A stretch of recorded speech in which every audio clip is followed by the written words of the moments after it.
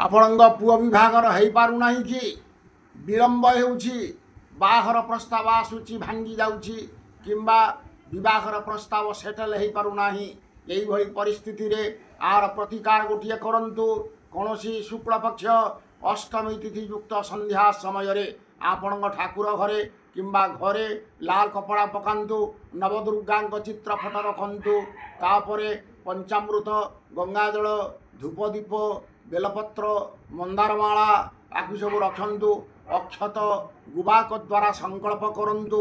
ସଂକଳ୍ପ କରି ସାରିଲା ପରେ ଆପଣ ପଞ୍ଚ ଉପଚାରରେ କିମ୍ବା ଷୋଡ଼ଶୋପଚାରରେ ଦୁର୍ଗାଙ୍କୁ ପୂଜା କରନ୍ତୁ। ଧୂପ ଦୀପ ନୈବେଦ୍ୟ ଦେଇ ଫଳମୂଳ ସମର୍ପଣ କରନ୍ତୁ, ସାଷ୍ଟାଙ୍ଗ ପ୍ରଣାମ କରନ୍ତୁ। ତାପରେ ଗୋଟିଏ ମନ୍ତ୍ର ମୁଁ ଡାକୁଛି, ଏହି ମନ୍ତ୍ରକୁ 108 ଥର ପାଠ କରନ୍ତୁ।